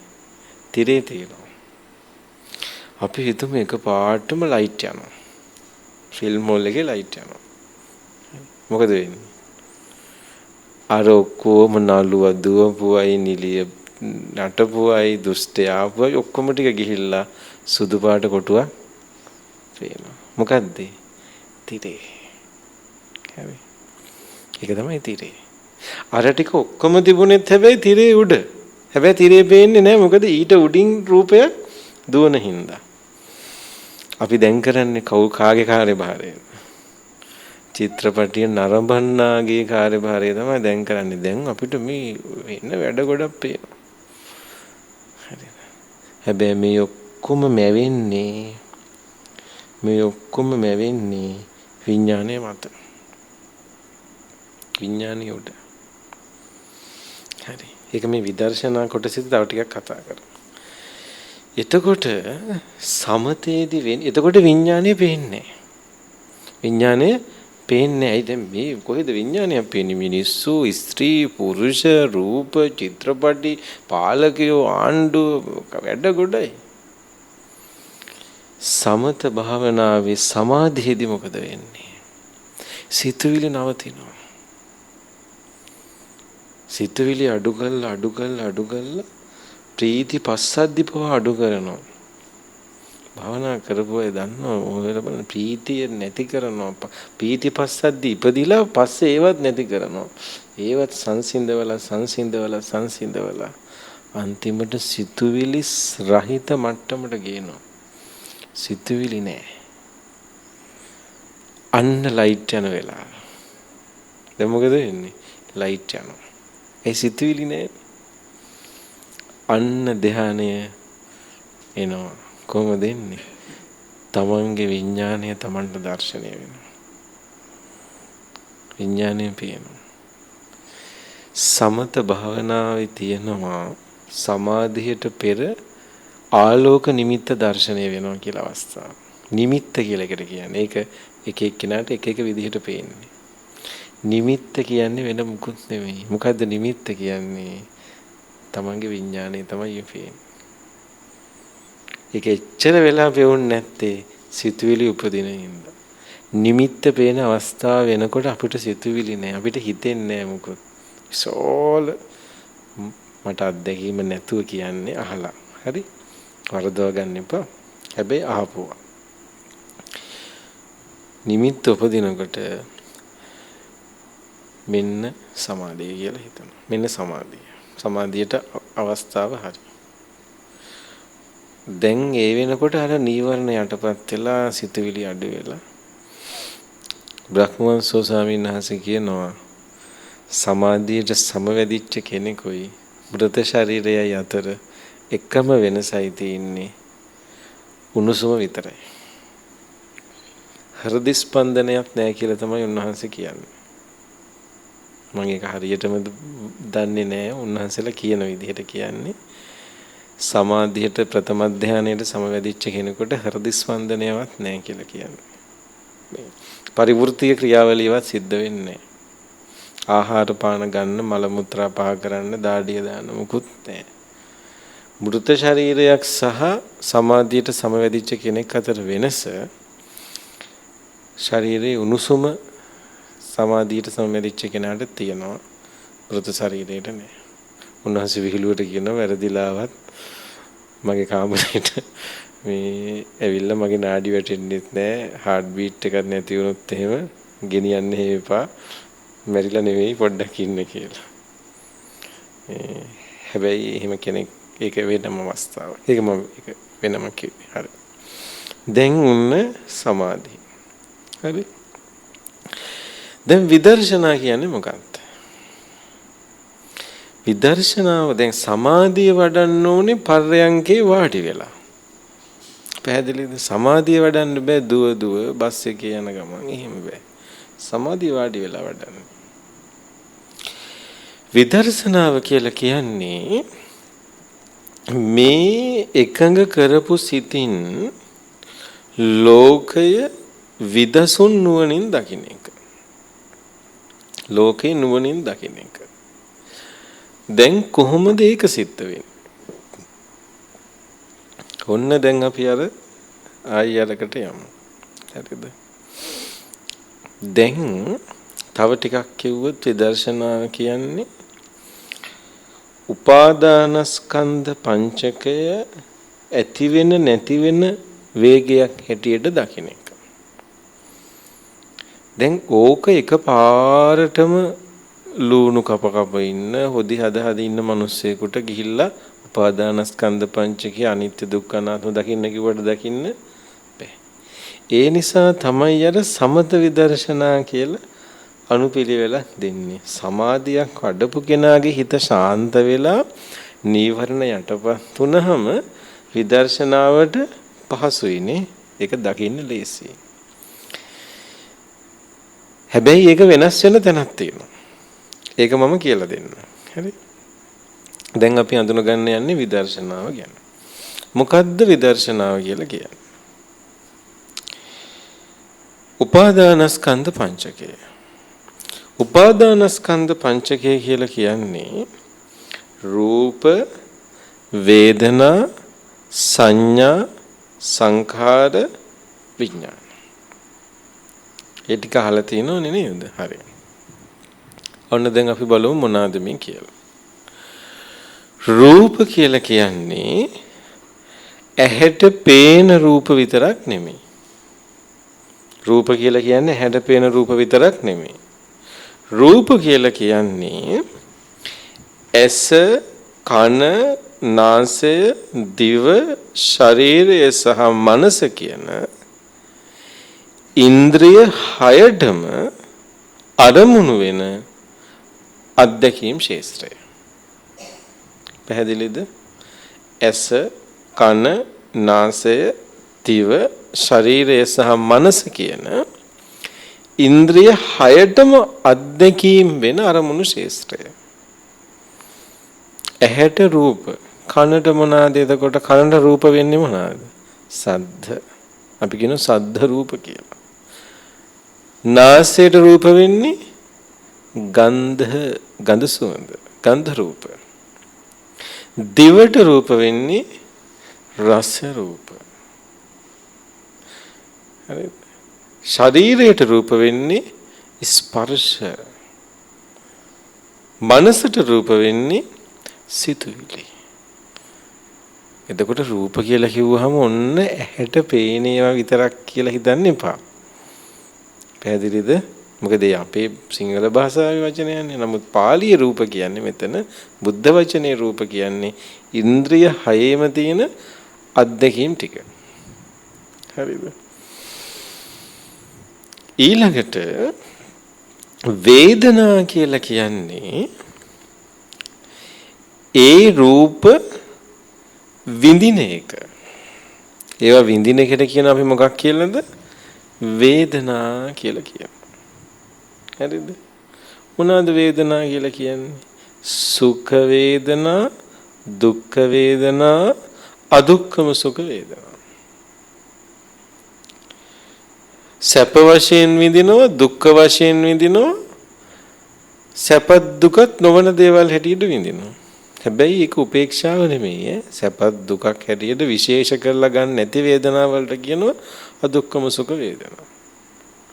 මං කියන එක තේරෙනවද? දැන් අපි කතා කරන්නේ මොකද්ද? ස්කන්ධ පංචකය. රූපය කතා කළා, ඊළඟට වේදනා. දැන් බලන්න අපි විඳින සියලු අත්දැකීම් ගන්නෙ කොහොමද? හොඳයි සැපයි කියලා ගන්න. දුකයි කියලා ගන්න. දුක්ඛ වේදනා. හරිද? ඊළඟට සැපත් දුක නොවන මට්ටමින් ගන්නවා. අදුක්ඛම සුඛ වේදනා. හරි? ඊළඟට සංඥා කියලා කිව්වේ හඳුනා ගැනීම ශේෂ්ත්‍රය කියන එක. හරිද? හඳුනා ගැනීම ශේෂ්ත්‍රය කියලා කියන්නේ මොකක්ද? අපි ඒ විඳින ඒවට නම් දෙනවා. විඳින ඒවට විඳින විදිහට තමයි නම දෙන්නේ. හරිද? මට තාම හිතා ගන්න බැරි දොඩම් ගෙඩියට ඔරෙන්ජ් කියලා කිව්වේ දොඩම් වල පාට ඔරෙන්ජ් හින්දාද නැත්නම් දොඩම් ගෙඩිය ඔරෙන්ජ් හින්දා පාටට ඔරෙන්ජ් කියලා කිව්වද කියලා. හරිද? නේ ඔරෙන්ජ් කලර් කියලා කියනවා, දොඩම් ගෙඩියට ඔරෙන්ජ් කියලාත් කියනවා. කලර් එක හින්දා ගෙඩියට නම දුන්නද, ගෙඩිය හින්දා පාටට නම දුන්නද? තේරුණාද? හරි. ඒක තමයි සංඥාවේ විපල්ලාසය. සංඥා විපල්ලාසය කියන්නේ ඒකට. කියන්නේ අපි අඳුනා ගන්න විදිහට තමයි නම් දෙන්නේ. හරිද? අපිට ඇතින්න වුණාට අලියට ඇතින්න නෙමෙයිනේ. අලියා බලන්නේ මේ ප්‍රේමණීය කාමාතුර වස්තුවක් හැටියට. එයාගේ බිරිඳ. එයාට තව සහකාරියක්. හැබැයි අපිට ඇතින්න කියලා දකින්නේ අපි ජෛව විද්‍යාත්මකව නේ. මේ ඇතින්නක් මේ කැලේ ලස්සන කරන එහෙම දකින්නේ. හරිද? එනේ එක එක්කෙනා විඳින වින්දන ශේෂ්ත්‍රය අනුව තමයි එයයි සංඥා දෙන්නේ. හරිද? දැන් හොඳම උදාහරණය දූරියන්. ඒක කොච්චරවත් කියන ගන්නේ නේ. එක්කෙනෙක් දූරියන් ෂා කියන මිහිරි පළතුරක් කියලා සංඥාව දෙනකොට තව කෙනෙක් දූරියන් වලට දෙන්නේ නරක අර්ථය. ඔය සංඥාවට අනුව තමයි සංඛාර උපදින්නේ. කෙලෙස් හැදෙන්නේ. ඊළඟ ස්කන්ධය. අඳුනගන්න විදිහට තමයි නම දෙන දාලෙට අඳුනගන්න විදිහට තමයි සංඛාර කියන්නේ මොකද්ද? කෙලෙස් සකස් කිරීම. කර්ම රැස් කිරීම. රහතන් වහන්සේලාට සංඛාර තියෙනවා හැබැයි කෙලෙස් රහිතව. සිතුවිලි උපදින එක, චේතනා කරන එක, සිතුවිලි උපදවන එක තමයි සංඛාර කියලා කියන්නේ. හරිද? ඒක කෙලෙස් සහිත විදිහට වෙන්නත් පුළුවන්, කෙලෙස් රහිත විදිහට වෙන්නත් පුළුවන්. එතකොට සංඥාව ඇසුරු කරගෙන තමයි හිතන්න පටන් ගන්න. මම කියන එක තේරෙනවද? සංඥාව ඇසුරෙන් තමයි හිතන්නේ අපි. හරිද? සංඥාවට අනුව තමයි කෙලෙස් හැදෙන්නේ. හොඳම උදාහරණයක් කියන්න. ඕක හොඳට තේරෙනවා කියන්නේ. ඔන්න දැන් අපි පිට රටකට යනවා. අමුතු කෑම ජාති තියෙනවනේ පිට රටවල. අපි හිතමු අපිට සුප් එකක් තියෙනවා. ඉතින් අහන්න කෙනෙකුත් නැහැ මොනවද දාලාද කියලා ඔහේ කනවා. මේ බොනවා. රහ කර බොනවා. ඉතින් හරි රහයි. හරිද? ඉතින් බීලි වලලා බිලත් ගෙවුවට පස්සේ මේ ටිකක් අර දැන් මේක රසයිනේ. දැන් මේක මොකද්ද ආයි බොන්න හිතෙනවා. ඒක කියන්නේ තණ්හා උපාදාන කියලානේ නේ. දැන් ලංකාවට ගිහිල්ලා හොයාගන්න හදන හැටි හොයාගන්න චෙෆ්ගෙන් පඬිතුකමට අහනවා මේ අර මොනවද තිබුණේ කියලා. හරි. දැන් ඔය පිට රටවල තියෙන ජරා කැම ජාති තියෙනවනේ නේ. මං කියන්නේ නම් එක කියලා තියෙනවනේ සාරප්පියෝ ගේම්බරම්. ඔය වගේ නමක් කිව්වොත් දැන් මොකද වෙන්නේ? අර රස කර බීප සුප් එක ඔක්කොම උගුරට එන්න ගන්නවා බඩ කා කියන්න ගන්නවා. දැන් හැබැයි සංඥාව දෙනකන් ප්‍රශ්නයක් උනේ නෑ. ඇත්තටම සුප් එකේ යවුලක් තිබ්බනම් සංඥාව දෙන්න කලින් ප්‍රශ්නයක් එන්නේ නැහැ. සංඥාව දෙනකන් ප්‍රශ්නයක් නමක් දෙනකන් ප්‍රශ්නයක් නෑනේ. ඒක ගෙම්බි කකුල් හරි සරබයෝ හරි මොනවා හරි කියනකන් ඒක ෂෝක්. හරිද? කිසි ප්‍රශ්නයක් නෑ. හරි ෂෝක් මොනවද? නම දීපු ගමන් මොකද වෙන්නේ? හවුනේ අම්බේ ඊට පස්සේ වම්මනේ දානවා අයියෝ කියනවා ශික් විතරක්. ඔක්කොම කෙලස් ටික එන්නේ සංඥාවත් එක්ක. සංඥාව නැත්තම් කෙලස් එන්නේ. තේරුණා? ඒකෙන් අදහස් වෙන්නේ සංඥාව නවත්තන්න පුළුවන් කියලා. හැබැයි ඒ අඳුනා ගන්න විදිහට අනුව තමයි කෙලස් උපදින්න එක සිද්ධ වෙන්නේ. ඒකට කියනවා සංඥා ස්කන්ධයයි සංඛාර ස්කන්ධය. සංඛාර කියලා කියන්නේ සිතුවිලි උපදින එක. හරිද? සංඥාවට අනුව සිතුවිලි උපදිනවා. දැන් අපිට ඈත තියා මිනිස්සෙක් කෙනා පේනවා. අපි දන්නේ කවුද කියලා. හරිද? 40 ඇඳිරිය තියෙනවා අපි මෙහෙම බලනවා කවුද කියලා බලනකොට ටිකක් ලං වෙනකොට අපිට තේරෙනවා ඒ ඉන්නේ අපේ දුව හරි පුතා හරි ස්වාමියා හරි බිරිඳ හරි අපි කැමති කෙනෙක්. එතකොට මොකද වෙන්නේ? ටක් ගාලා අඳුනගත්ත ගමන්ම මොකද වෙන්නේ? අනේ සිතුවිලි වේගෙන් එනවා. අනේ පුතා එනවා කොච්චර හොඳයි. මොනවාද මහන්සියද දන්නේ කන්න මොකද තින්නේ? ඔක්කොම ටික එන්නේ සංඥාව දාපු ගමන්. හැබැයි සංඥාව එනකන් කවුද මොන්ද? එතකොට සිතුවිලි නෑ කෙලස් නෑ. සංඥාවෙන් තමයි දෙන්නේ. අපි හිතමු අකමැතිම මිනිස්සෙක් කියන්නේ තරහකාරයෙක් නම් අඳුනගත්ත ගමන් මොකද වෙන්නේ? අනිත් පැත්තට කියනවා. තේරෙනව නේද? සංඥා සංකාර. විඥානය ගැන මං කියලා දුන්නා. විඥාන කියන්නේ මේ ඔක්කොම ටික වෙන්නේ මොකක් උඩද? විඥානේ උඩ. ඒක මං කලින් කිව්ව හින්දා ආයි කියන්නේ. පැහැදිලිද? විඥානස්කන්ධය කියන්නේ තිරේ. හරිද? එතකොට නලු නිලිය රඟන රංගිලි ටික තමයි රූප වේදනා සංඥා සංඛාර කියලා කියන්නේ. ප්ලැට්ෆෝම් එක තමයි විඥානය කියලා කියන්නේ. පැහැදිලිනේ? හරි. ඔන්න ස්කන්ධ පංචකය. දැන් මේක අනිත්‍යයි දුකයි අනාත්මයි කියලා දකින්න එක තමයි විදර්ශනා කියලා කියන්නේ. හරිද? දැන් මේක දැනගත්තට මේක අනිත්‍යයි කියලා දකින්නේ කොහොමද? හරිද? ඔන්න අපි මෙහෙම බලමු. පැහැදිලිද? දැන් ඔකට අපිට උදව් කරන සූත්‍රයක් තියෙනවා බොහොම වටින එකක් මදුපිණ්ඩික සූත්‍රය කියලා අහලා ඇති. ඔන්න අපිට දැන් මේ ටික අපේ ක්‍රියාත්මක වෙන්නේ කොහොමද කියලා බලමු ස්කන්ධ ටික අපි තුල පුද්ගලත්වයේ තුල. ඔන්න අපිට සද්දයක් ඇහෙනවා කියන්නේ මොකක්ද? රූපයක් දකින්නවා කියන්නේ මොකක්ද? ඔන්න අහගන්න. චක්කුංච පටිච්ච රූපේච උප්පජ්ජති චක්කු විඥාන. ඇහැයි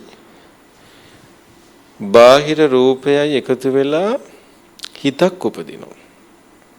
ඒකට කියනවා චක්කු විඥානය කියලා. හරි ලස්සන කතාවක් නෙමෙයිද? බුදුහාමුදුරන් වහන්සේගේ ධර්මයට අනුව ඇස උපදිනවා කියලා කියන්නේ මේ අම්මගේ බඩෙන් එළියට එනකොට එන එක නෙමෙයි. ඇහැක් උපදිනවා කියන්නේ රූපයක් අනුමුණු වෙන්න ඕනේ. තේරුණාද? ඒ රූපේ දකින්න හිත යෙදෙන්න ඕනේ. චක්කු විඥානය පහළ වුණොත් තමයි ඇහැ උපදින්නේ. එයි මෘත ශරීරයකට ඇහැක් නැද්ද? තිබුණට වැඩක් තියනවද? මෘත ශරීරයකට ඇහැක් තිබුණා කියලා මොන්චරිය වෙන දේවල් බලන්න බෑ. يعني ඇහැ ඇතිලා තිබුණත් මුකුත් පේන්නේ නැහැ. ඇයි නැත්තේ? විඥානේ නැහැනේ. දැන් මං කිව්වා විඥානේ තියෙන්න ඕනේ මොනවා වෙන්නද? රූපස්කන්ධේ තියෙන්න. රූපේ උපදින්න. හරිද? ස්කන්ධ පංචකේ පහ තියෙන්න ඕනේ 1 2 3 4 වැඩ කරන්නේ. හරිද? එතකොට චක්කු විඥානේ උපන්නේ නැත්තම් ඇහැට රූපයක් දකින්න බෑ. එතකොට අපි මෙහෙම තේරුම් ගමු. දැන් අන්න ඉස්කෝලේ කාලේ අපි පන්තියේ ජනේලෙන් ඈත බලාගෙන කල්පනා කර ඉන්නවා. මොකක් හරි අප්සෙට් එකක් වුණාම කල්පනා කරනවා. යාළුවෝ ඇවිල්ලා මොකද කරන්නේ? මෙහෙම. ඒ කියන්නේ මොකද්ද? ඔය බලන් ඉන්න එක නෙමෙයි කල්පනා කරන්න කියලා කියන විදිහනේ නේද? يعني ඒගොල්ලෝ දන්නවා බලන් හිටියට බලන් ඉන්න එක නෙමෙයි ඔළුවේ තියෙන්නේ කියලා. ඇත්තනේ. ඒ කියන්නේ අපි ඇහැ කොහෙවත් තිබුණාට චක්කු විඥානේ දෙන්න නැත්තම් අපිට බලන් ඉන්න එක පේන්නේ නැහැ. පැහැදිලිද? දැන් මේ අපි මෙහෙම බලාගෙන කල්පනා කර ඉන්නවා හැබැයි පේන්නේ මොකක්ද අතන තියෙන්නේ කියලා. මොකද හිත තියෙන්නේ වෙන දෙයක්. අරමුණක් ගන්න නම් හිතේ අවධානය යෙදෙන්න ඕනේ. ඒකට අපි කියනවා මොකක් කියලාද? චක්කු විඥානය කියලා. දැන් පාඩම අහගෙන ඉන්නවා කියලා මෙහෙම ඉන්නවා අපි. වෙන කල්පනාවක. ගුරුවරයා මොකද්ද කිව්වේ කියලා ප්‍රශ්නයක් ඇහුවොත් කියන්න බෑ. ඇයි? කනේ අවධානය එතන දෙවුන්නේ නැහැ. සෝත විඥානය දෙවුන්නේ නැහැ. සෝත විඥානයක් නැහැ. වෙන තැනක තිබුණේ මනෝ විඥානයක් තිබුණේ. හරි. එතකොට සෝත විඥාණයෙන් ගත්ත දෙයක් අහන්න බෑ. තේරුණා නේද? ඔන්න විඥානය යෙදෙන්න ඕනේ. ඒකට තමයි ඇහක් තියෙන්න ඕනේ, හිතක් තියෙන්න ඕනේ, මේ බාහිර රූපයක් තියෙන්න ඕනේ, හිතේ දෙන්න යෙදෙන්න ඕනේ. ඔන්න එතකොට අපි කියනවා තින්නම් සංගති පස්සෝ ස්පර්ශයක් වුණා. පස්සයක් වෙන්නේ එතකොට. දැන් මට මේ වීදුරුව පස්සය වෙන්නේ චංකු සම්පස්සය වෙන්නේ මට ඇහක් තියෙනවා වීදුරුවකුත් තියෙනවා මගේ හිතත් මෙතෙන්ට අවධානයට යොමු වෙනවා. දැන් මම මේ බණ ටික කියනකම්ම මේ ෆෑන් එක කරගුණා. හැබැයි මේ ෆෑන් එකේ සද්ද මට ඇහුන්නේ නැවැත්තන්ට ඇහුණාද? ඇහුණා නම් බණ අහලා නැහැ. කවුරු හරි ඇහුණා කියලා කියයිද කියලා බලන් හිටියේ. ඇහුණා නම් බණ අහලා නැහැ. හැබැයි අපි ඔක්කොම සද්ද නොකර හිටියොත් මේකේ සද්ද ඇහෙනවද? සද්ද නොකර වෙන අවධානයක් නැතුව හිටියොත් මේකේ සද්ද ඇහෙන්න පුළුවන්. හැබැයි දැන් වෙන අවධානයක හිටපු හින්දා අපිට ඇහුනේ නැහැ. පැහැදිලිනේ? දැන් මට ඔය වචනේ ආපු හින්දා දැන් මේ ෆෑන් එකේ සද්ද ඇහෙනවා. ඇයි චිත්ත මේ විඥානයේ සෝත විඥානයේ වැඩ කරනවා එතෙන්ට. හැබැයි නැත්තම් ඇහෙන්නේ නැහැ. හරි. ආන්නේ වගේ. ඔන්න පස්සයක් හට ගන්න නම් විඥානය යෙදෙන්න ඕන. ඒකට කියනවා අපි පස්ස කියලා. ඉතින් පස්සපච්චය වේදනා. ස්පර්ශයට අනුව තමයි විඳින්නේ. හරිද? ඔන්න අපි එක විඳිනවා ඊට පස්සේ. ස්පර්ශ කරපු එක මොකද කරන්නේ? විඳිනවා. ස්පර්ශයට අනුව නෙමෙයි එතන තියෙන්නේ. ස්පර්ශය ප්‍රත්‍ය කොටගෙන විඳීම සිද්ධ වෙනවා. ස්පර්ශය අනුව නෙමෙයි ස්පර්ශය කොහොම වුණත් විඳිනවා. ඒක සුඛ වශයෙන් විඳිනවා, දුක්ඛ වශයෙන් විඳිනවා, අදුක්ඛම සුඛ වශයෙන් විඳිනවා.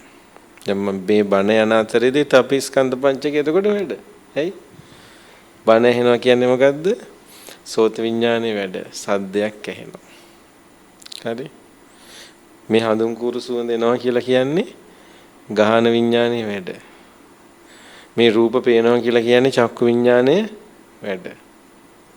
ඔය පැදුර හේතු වෙලා ඉන්න බිත්තිය පුටුව දැනෙනවා නම් මොන විඥානයේද? කාය විඥානයේ වැඩ. ජීවහා විඥානේ විතරයි වැඩ කරන්නේ නැත්තේ. කවුරු හරි චුයින් ගම් එකක් බුලත් පිට කපනවා නම් ඒකත් වැඩ. එහෙම නැත්නම් ඒක විතරක් දැන් ඉන්නවා. පැහැදිලිනේ. හරි. දැන් එතකොට ඒ අනුව තමයි විඳින්නේ ස්පර්ශය අනුව විඳිනවා. වින්දන ශේෂ්ත්‍රය දැන් බණ ඇහෙනකොට උනත් කෙනෙකුට සුඛ වේදනාවක් වෙන්නත් පුළුවන් දුක් වේදනාවක් වෙන්නත් පුළුවන් මේක ඉවර වෙන්නේ නැද්ද දන්නේ නැහැ. සිතුවිලි උපදිනවා. හරි. එක පාටම අපි හිතමු මෙතන ඊයේ බණක් කිව්ව පූසෙන් කෑ ගහන්න ගත්ත ඤෑව් ඤෑව් කරෙතෙන්ට. බණ කියන කට්ටිය ඔක්කොම මුණු යඹුල් වෙලා. හරිද? වෙන්දර නම් මේ ගෙදර පූස කෑ ගහනකොට ඔක්කොම උට හරි ආදරෙන් අත ගන්නවා ඇති. ඌ බලනවා ඇති අද මොකද මේ කට්ටිය මට රවන්නේ කියලා. ඒ කියන්නේ දැන් ඒ වෙලාවට අදාළව ඒක දුක් වේදනාවක්. වෙන වෙලාවට එයා ඇවිල්ලා පුරු ගන්නකොට සුඛ වේදනාවක්. يعني විඳීම නිසා ස්පර්ශය නිසා වේදනාව ඇති වෙනවා. වේදනාවට අනුව යං වේදේති විඳින්න විදිහට අනුව විඳින ආකාරයට අනුව යං වේදේති තං සංජානාති හඳුනා ගැනීම සිද්ධ වෙනවා. හඳුනා ගැනීම සිද්ධ වෙනවා. හඳුනාගන්නේ මේ අර සද්දේ මේ අර රූපේ කියලා හඳුනා ගන්නවා. දැන් ඒක කලින් කිව්වනේ යං වේදේති තං සංජානාති යමක් විඳිනවද ඒ විඳීමට අනුව තමයි යං සංජානාති තං විතක්කේති විඳීමට අනුව හඳුනා ගන්නවා හඳුනා ගැනීමට අනුව විතර්ක කරනවා සිතුවිලි උපදිනවා විතර්ක කරනවා හරිද යං විතක්කේති තං පපංචේති සිතුවිලි උපදින ආකාරයට අනුව තමයි ප්‍රපංචය හටගන්නේ ප්‍රපංචය කියන්නේ සංකල්ප රූපයක් හදා ගන්නවා මේක හොඳයි මේක නරකයි මේක රසයි නිරසයි කියලා. ඒක තමයි පපංච කියලා කිව්වේ. දැන් අර තිබුණේ ගෙඹි කකුල් හරි මොන හරි කියලා නම දුන්න ගමන් හිතන්න ගන්නවා ආපෝ කියලා විතක්ක. හරි මේකද මං කෑ විතක්ක. අයියෝ කියලා ප්‍රපංචයක් හදනවා හරිම අප්‍රසන්නයි. ඊට කලින් සුප් එක ගැන තිබිච්ච ප්‍රපංචය මොකද්ද? හරි රසයි කියලා. අර චෙෆ් නම නොකියුවනම් තාමත් ඒක රසයි. නම කියව ගමන් ප්‍රපංචය මොකද උනේ? විතර්කයෙන් මාරු වුණා. විතර්ක කළා මාරු වුණා.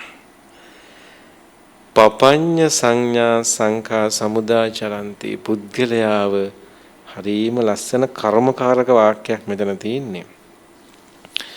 පුද්ගලයා විසින් ප්‍රපංචය යටත් කරනවා නෙමෙයි ප්‍රපංචය විසින් පුද්ගලයාව යටත් කරනු ලැබේ.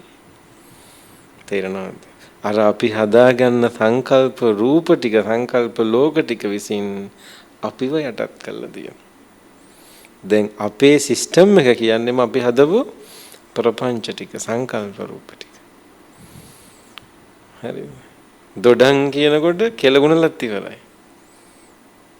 හරි. තරුණ දුවල පුතාලට අර කොත්තු ගහන ටකස් ගාන සද්ද එනකොට කෙලගුණල ඉවරයි. හෝමෝන්ස් වැඩ කරනවා. හරි. එහෙම වෙනවනේ. මම කියන්නේ ඔය ඇත්තන්ට එහෙම ඒක වෙනස් වෙනවා නේද? එක දේවල් වලට නමුත් Taman කැමති දෙයට එනවා. ඒ මොකද එහෙම වෙන්නේ? අර ප්‍රපංචය දැන් අපේ ඇඟේ තියෙනවානේ. ප්‍රපංචයේ තියෙනකොට අර නම එනකොට සංඥාව එනකොට සද්ද එනකොට අපේ කෙලෙස් වැඩ කරනවා. ඒක මම හොඳටම දන්නවා. අපි කැමති ආහාරයක සුවඳ යන්තමට එනකොට මොකද වෙන්නේ? කෙලුණනවා. ඇඟ වැඩ කරන ප්‍රතිචාර දක්වන. හරි. ප්‍රපංචය විසින් අපව යටත් කළා දෙනවා. දැන් අපිට ඕන විදිහට වැඩ කරන්න බෑ. ඒකට ඕන විදිහට තමයි අපි වැඩ කරන්නේ. දැන් මේක දිහා නුවණින් දකින්න එක තමයි විදර්ශනාව කියලා කියන්නේ. කොහොමද විදර්ශනාවෙන් දකින්නවා කියලා කියන්නේ? දැන් ඔන්න හොඳට අහගන්න. මම තව විනාඩි 10ක් 15ක් කමන්න හරි. දැන් අපි චූටි කාලේ උපදිනකොට මේ ටික දැනන් හිටියේ නෑනේ. අපි චූටි කාලේ ඉපදිලා 6 4 මේ බහ තෝරන වයසේදී අපි දන්නවද දූරියන් කියන්නේ මොනවාද?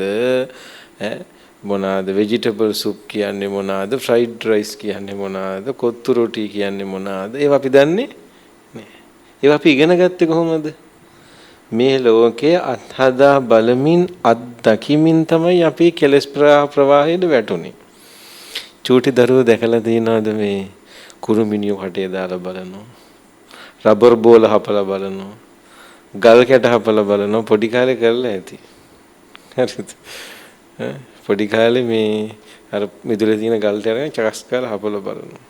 ගින්දරට ඇඟිල්ල තියලා බලනවා පොඩි කාලේ. ඇයි බලනවා මොකද වෙන්නේ? පිච්චුනහම දැනගන්නවා මේක පිච්චෙනවා. ඔන්න දුක් වේදනාවක් ආවා. විතරකයක් කළා දුකයි. ආයිත් ගින්දරට අත තියන්නේ නෑ. ජීවිතේට අත තියන්නේ. හරි. ඊට පස්සේ රබර් බෝලේ හපලා බලනවා. අපෝ දත් ටික ඔක්කොම හිරි වැටිලා යනවා. ඒක හරියන්නේ හපන්න. ටීක් බෝලේ හපලා බලනවා. ඒක හරියන්නේ මේ දත කිරි දෙනවා. ඊට පස්සේ රබර් බෝලේ බම් කරලා බැලුවහම ඒක හොඳට බම් වෙනවා. පොලා වනිනවා. ඒක හොඳයි සෙල්ලම් කරන්න. හරි. ඊළඟට දොඩම් ගෙඩිය ඒක පොලේ ගැහුවම චොක් ගාලා හිල් වෙනවා. තැරිලා පොඩි චොක් ගාලා පැලෙනවා. ඒක හරියන්නේ නැහැ සෙල්ලම් කරන්න. ඒක හරියන්නේ. තැලිච්ච දෙනින් පොඩ්ඩ ඇඟිල්ල ගහලා කටේ දාලා බලනවා. ඒක මරු ෂෝක් රහ. ඒක හොඳයි කන්න. හරි. දැන් ඊළඟ දවසේ දොඩම් ගෙඩියක් මේසෙට තියෙනකොට මොකකටද ඉල්ලලා අඬන්නේ? කියලා අඬනවා කට වෙන්නලා. දැක්කද කෙලස් හදනවා. ප්‍රපංච හදනවා. රබර් බෝලයක් දැක්කම කඩේ තියෙනවා සෙල්ලම් කරන් ඉල්ලනවා අඬනවා. දැන් අපි මේවා හැදුවේ ක්‍රමානුකූලවනේ. අපි මේවා ක්‍රමානුකූලව හදපුවා. ක්‍රමානුකූලව හැදිච්ච ඒවා. දැන් අපි චූටි කාලේ අපිට ස්ත්‍රීත්වය පුරුෂත්වය ගැන විශේෂ ආනුරාගයක් නැහැ. හැබැයි අපි වැඩි වයසට ඇවිල්ලා යෞවනත්වයට එක්ක තමයි අපිට ඒව ගැන ස්පර්ශකාමී ආවේ. ඒවා අපි කාලයක් හදපුවා.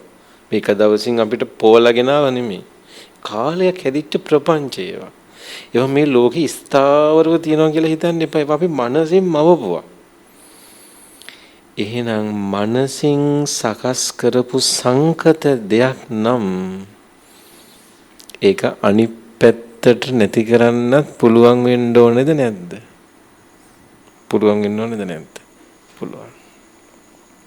පැහැදිලිද? ඒක සංකතයි නම් අපි සකස් කරගත්ත එකක් නම් අපිට මේක නැති කරන්නත් පුළුවන් වෙන්න ඕනේ. මේකනේ බුද්ධ ආගමනේ මෞංකාර දේවත්වයකින් අපිට ඔක මවල එව්වනම් ඔක අපිට නැති කරන්න එතකොට දෙයියන්ටනේ පුළුවන් කරන්න.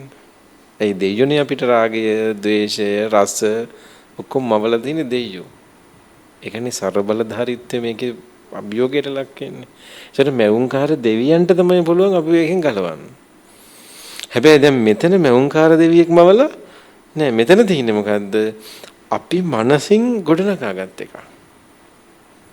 හරිද? අපි මවාගත්තේ මේක. එහෙනම් අපිට පුළුවන් මේක අනිත් පැත්තට හිතන්න. මේක අනිත් පැත්තට හිතන එකට කියනවා දැන් කියන නම විදර්ශනාව කියලා.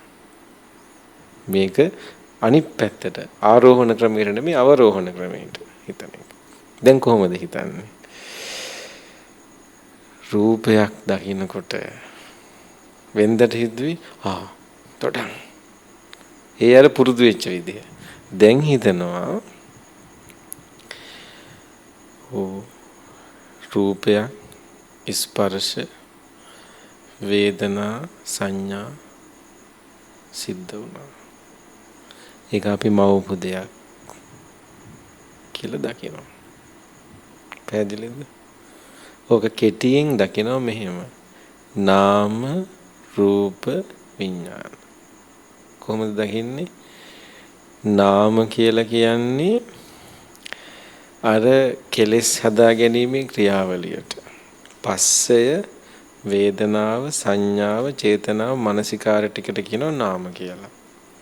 ඒක බරට ගන්න එපා. නාම කියන එකේ තේරුම ස්පර්ශය, විඳීම,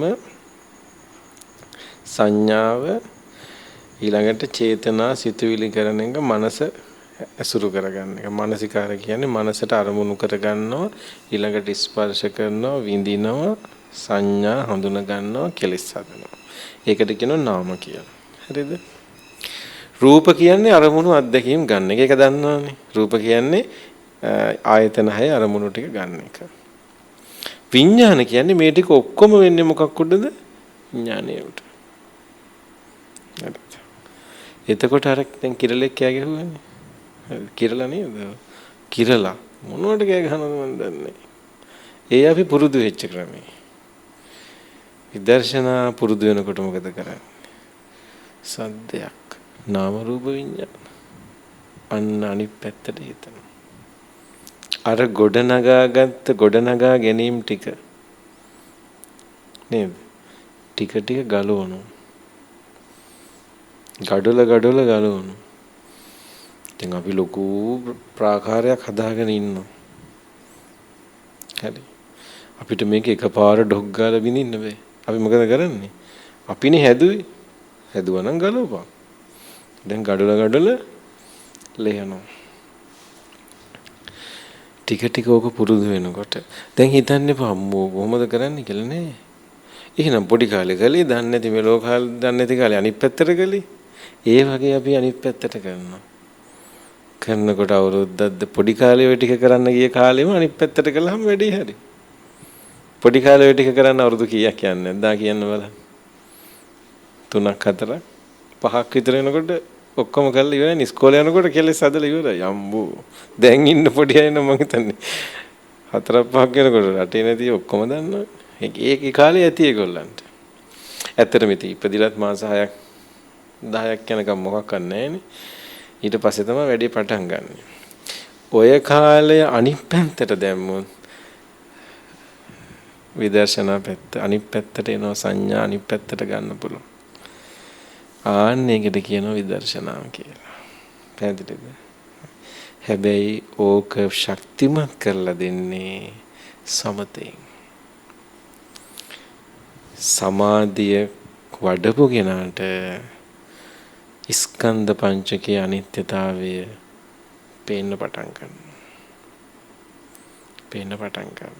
මේ අපි කතා කරපු මට්ටමට වඩා ඊටාම සියුම් විදිහට පේන්න ගන්නවා. එයාට අනායාසයෙන් පේන්න ගන්නවා. ඒ නිසා කියනවා සමත විදර්ශනා කියලා. දැන් බණ ඉවර කරන්නම් කොහොමද? සමහර අය ඉන්නවා මෙන්න සූත්‍රය මං ගෙනාවේ ඒකටයි. අතන සූත්‍රය බලාගෙන ලොකු දෙයක් කිව්වේ නෑ. හැබැයි මේක ගේන්න හේතුව සමහර ප්‍රතිපදා තියෙනවා දුක්ඛා පටිපදා දණ්ඩා විඤ්ඤා දුක්ඛා පටිපදා කිප්පා විඤ්ඤා. හරිද? ඔය අපි ප්‍රසිද්ධ කතාවක් තියෙනව නේද? මේකේ නෑ විදර්ශනා පුබ්බංගම සමත පුබ්බංගම විපස්සනා කියලා. ඔන්න ඕක ඉන්නේ මෙන්න මෙතන. තව සූත්‍රයක තියෙන ඕක මේ මට නම් ආදිසියට මතක් වෙන්නේ. ඒක තියෙන තව සූත්‍රයක් තියෙනවා. ඒ විදර්ශනා පුබ්බංගම සමත කියලා කියන්නේ සමහර අය ඉන්නවා ඒගොල්ලෝ සංසාරෙන්ම ඔය අනිත්‍ය දකින්න පැත්ත පුරුදු කරලා තියෙනවා. මං කියන එක තේරෙනවද? දැන් ජීවිතය කියන එක ගන්න එපා පින්වතුනි. අවුරුදු මේ ඔය ඇත්තන්ගේ අවුරුදු 50ක 60ක කාලේ කියලා. ජීවිතයක් කියන්නේ සංසාරය. මේ අපේ වර්තමාන ජීවිතය කියන්නේ සාංශාරික කර්ම විපාක කියන්නේ සංසාරික ප්‍රවෘත්ති කියන්නේ මේ සංසාරික වර්තමාන භවය මේ. හැබැයි මේ ජීවිතයේ ඇතුලේ තියෙනවා සංසාරයක් අපි පුහුණු වෙච්ච ඒවා තියෙනවා විශේෂයෙන් මේ කෙලෙස් සම්බන්ධ ක්‍රමයේදී. එතකොට සංසාරේ මේ විදර්ශනා ටික වඩපු කෙනෙක් කවුරු හරි මේ පැත්ත පුරුදු කරා නම් එයාට කොහොමද විදර්ශනා පැත්ත මුල් වෙලා තියෙනවා. හරිද? දැන් ඔක තව ටිකක් නරක විදිහකට කිව්වොත් එහෙම. දැන් අර අපි කියපු විදිහට විදර්ශනා පැත්ත කවුරු හරි පුරුදු කර කර ඉන්නවා. නාම රූප විඥාන කියලා දැක දැක ඉන්නවා. ඉන්නකොට ඔන්න මැරෙනවා යා. වෙනවට කියනවා නෙමෙයි වෙන්න පුළුවන්. දැන් එතකොට එයාට හොඳ වැඩිමක් තියනවද නැද්ද අනිත් පැත්තට? තියෙනවනේ. දැන් එයා ඊළඟට ඉපදුනාට පස්සේ ඔයත් හිතනවාද එයාට ඕක අමතක වෙලා යයි කියලා? නෑ. එයා බහතෝරලා යමක් කමක් තේරෙන වයසකදී බණක් භාවනාවක් කොහෙන් හරි යහුවොත් අන්න මේ ටිකට අග්ගාල යාට මුත් වෙනවා. තේරුණාද? ඔය බාහිය දාරුචීරිය වගේ චරිත ආන්න එහෙම ආපුවා. ඒ කියන්නේ කාලයක් සසර වඩපුවා. එතකොට විදර්ශනා කර්මස්ථානයක් හම්බෙච්ච ගමන් ඒක පස්සේ යන්න පුළුවන්. හැබැයි එහෙම නැති අයට සමාධියක් වඩලා විදර්ශනාවට යන්න ඕනේ. පැහැදිලිද? සමාධියක් වඩලා යන්න. විදර්ශනාව ඇතුළෙත් හැබැයි සමාධියක් තියෙනවා. විදර්ශනාව මුල් කරගෙන යන කෙනාට විදර්ශනා සමාධියක් තියෙනවා. අන්නේ විදර්ශනා සමාධියෙන් යාට විමුක්තියට යන්න කෙලස් දුරු කරන්න පුළුවන්. හැබැයි සමාධිය වඩන කෙනාට සමාධිය වඩලා ධ්‍යාන වඩලා කෙලස් දුරු කරන්න පුළුවන්. ධ්‍යාන වඩලා ධ්‍යාන වඩපු කෙනාට අමුතුවෙන් විදර්ශනා කරන්න ඕනේ කියලා එකක් නැහැ කෙලස් දුරු කරන්න. ධ්‍යාන වඩපු කෙනාට කොහොමත් විදර්ශනා වැඩෙනවා. පැහැදිලිද? ඔය ඥාන නිස්සය සූත්‍රයේ තියෙනවා පඨමම් පහම් භික්කවේ ඥානං නිස්සය ආසවණං කයං වදාමි. ဒ ුතියම් පහම් භික්කවේ ඥානං නිස්සය ආසවණං කයං වදාමි. ප්‍රථම ධ්‍යානය අසුරු කරගෙනත් කෙලස් දුරු වීමක් තියෙනවා. ဒုတိ ධ්‍යානය අසුරු කරගෙනත් කෙලස් දුරු වීමක් තියෙනවා කියලා. දැන් මම දන්නවා ඊළඟ ප්‍රශ්නේ කොහොමද අපි දැනගන්නේ අපි විදර්ශනාද වඩලා තියෙන්නේ සමාධියද වඩලා තියෙන්නේ? හරි. ඒකට මට දෙන්න තියෙන උත්තරේ තමයි ක්‍රිකට් ගහන්න නැතුව ගහන්න පුළුවන් විදිහ මොකක්ද කියලා දැනගන්න විදිහ නෑනේ.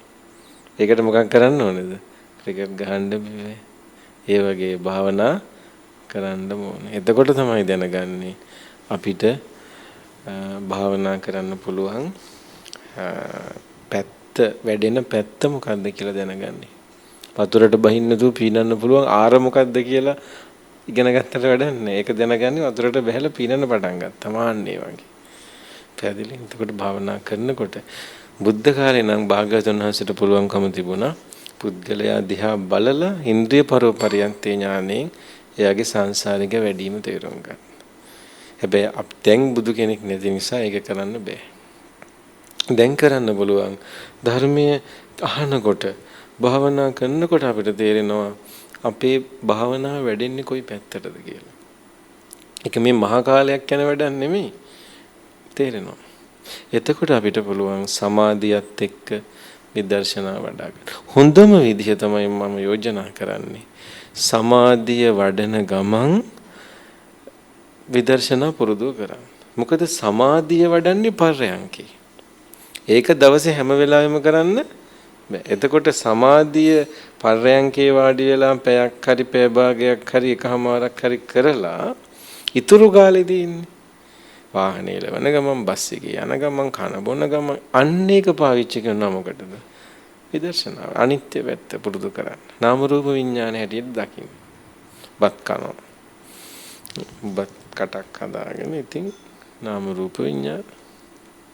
හරි.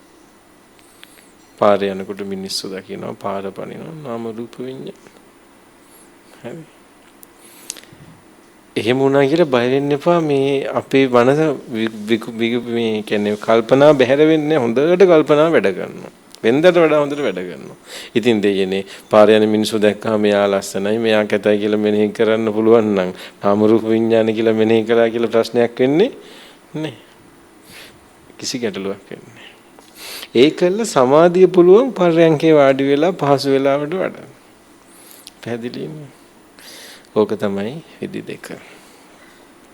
දැන් මට ආරාධනා කළා භාවනාව ටිකක් කරන්න කියලා. සාමාන්‍ය මෙන්න මෙහෙම දෙයක් මම විශ්වාස කරනවා. ඒ තමයි භාවනාව මේ වගේ පොදු වෙලාවකදී කරනවට වඩා මේ කතා කරපු දේවල් ටික ඇසුරු කරගෙන හොඳට විවේක භූමියක විවේක පරිසරයක නිදිය ගන්න ගියාම ඇඳේ හරි වාඩි වෙලා පටන් ගන්න. භාවනාවට ඕන කරන උපදෙස් ටික තියෙනවා මෙතන. බොහොම සරල ටිකක්. සමතයක් වඩනවා නම් ගොඩාක් හොඳයි ආනාපාන සති භාවනාව පොදුවේ. හැබැයි භාවනාවේ පියවර ටික මට මේ වෙලාව විස්තර කරන්න බෑ. මොකද ඒකට වෙලාව හම්බෙන්නේ නැහැ. ඒකට ආනාපාන සති සූත්‍රය ගැන විස්තර කරපු පොත්පත් තියෙනවා. බ්‍රහ්ම වංශෝ ස්වාමීන් වහන්සේගේ පොත් තියෙනවා. අපේ මීතිරිගල නිස්සරණ වනේ ස්වාමීන් වහන්සේගේ පොත් තියෙනවා. ඒව ඇසුරු කරගෙන ආනාපාන සති භාවනාව ටික ටික පුරුදු වෙන්න. විදර්ශනා මනසිකාරය ගැන සැලකිය යුතු කාරණා ටිකක් අපි කතා කළා. ඒ ටික ඇසුරු කරගෙන අනිත්‍ය නාම රූප විඥාන හැටියට මෙනෙහි කරන්න. කොස්සත්ය ආරීමල ස්වාමීන් වහන්සේගේ පොත්වල එහෙමව තවදුරටත් විස්තර වෙනවා. ඒ නැතත් මම අපි කතා කරපු ටිකෙනුත් සෑහෙන දෙයක් කියුණා. ඉතින් ඒ විදිහට කල්පනා කළා විදර්ශනා මනසිකාරයක් හිමින් සැරේ විදර්ශනා කියන වචනේ ඕනේ. ඉතින් අනිත්‍ය දකින්න. හරි. සමතේ වඩනකොට ආනාපාන සතියක් හිමින් සැරේ හිත ශාන්ත කරගෙන පියවර වශයෙන් හිමින් සැරේ සිත එකඟ කරගෙන වඩන්න පටන් ගන්න. ඕක තමයි දෙක සමබරව ගියහම ඕකට හොඳට පදන් වෙලා ගැළපිලා එනවා. ඉතින් ඒක මම මේ වෙලාව පාවිච්චි කරන්නේ නැතුව වෙලාව යොදාගෙන ඒ කටයුතු සඳහා පුහුණුව හදාගන්න. විදර්ශනා පුහුණුව කියන එකට විශේෂ වෙලාවක් නැහැ. ඒකයි වැදගත්. ඒකට S2 පියා ගන්න ඕනේ. පරයන්කේ වාඩි වෙන්න ඕනේ කියලා එකක් නැහැ. මං කිව්වේ අර වැහිලිනිය මේ සතාගේ සද්දේ අපිට පුළුවන් ඒ ගන්න. දැන් අපිට පේන රූපේ මේ පිදුලි පංකාවේ සද්දේ. ඕන එකක්. විදර්ශනාවට නාම රූප විඥාන වශයෙන් දකින්න. සමාධියට පරයන්කේ වාඩි වෙලා S2 පියාගෙන වඩන්න ඕනේ. ඉතින් ආරම්භය පටන් ගත්තොත් එතනින් එහාට ලොකු දෙයක් තියෙනවා තමයි. හැබැයි පටන් ගත්තට පස්සේ එච්චර ආයාසයක් නැහැ. ඒක හිමින් සැරේ යනවා. විවේකයේ ගරු කරන්න, විවේකයේ ආරක්ෂා කරගන්න කටයුතු කරගන්න. හැම දිනාටම සමත විදර්ශනා වඩන්න ලැබේවා කියලා ප්‍රාර්ථනා කරනවා.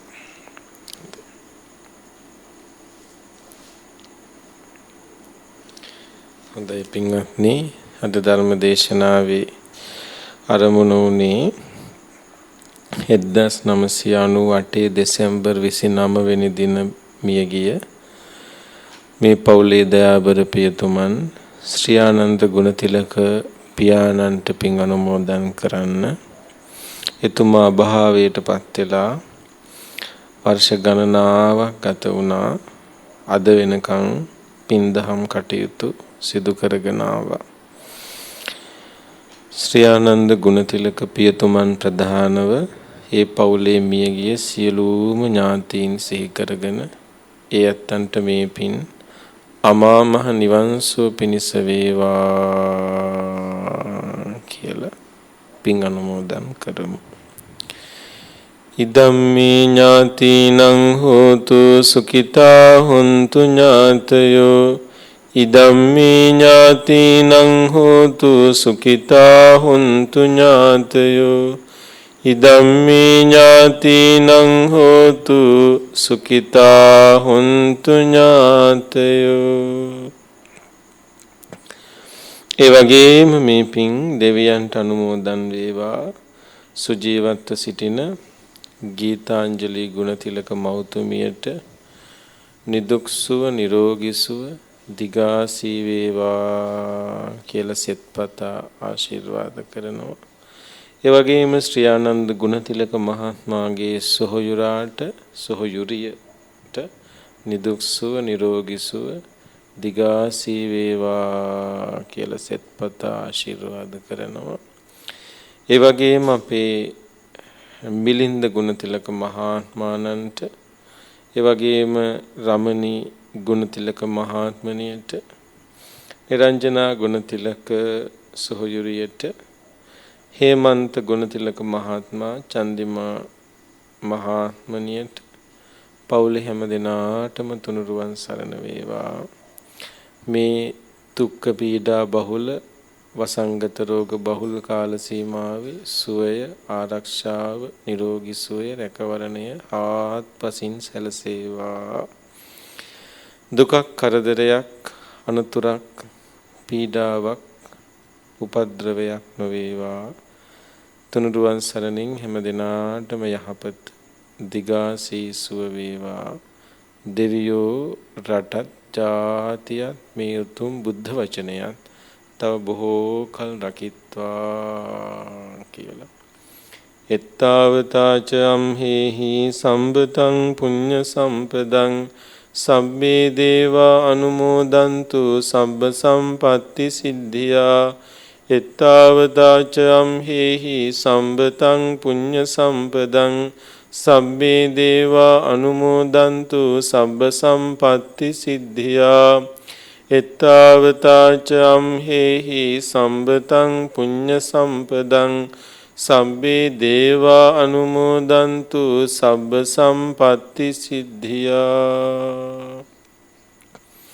අනුවන සත්පුරුෂ ආශ්‍රයක් නොවේවා, සත්පුරුෂ කල්යාණ මිත්‍රාශ්‍රය වේවා. සංසාර දුකින් අත මිදී ලබන අමා මහ නිවන් සුව පිණිසම මේ පින් උපකාර වේවා, හේතු වාසනා වේවා. අභිවාදන සීලිස්ස නිච්ඡං වද්දා පචායිනෝ චත්තාරෝ ධම්මා වඩ්ඩන්ති ආයුවන්නෝ සුඛං බලං ආයුරාෝග්‍ය සම්පatti සග්ග සම්පatti මේවච අතෝ නිබ්බාන සම්පatti ඉමිනාතේ සමිජ්ජතු.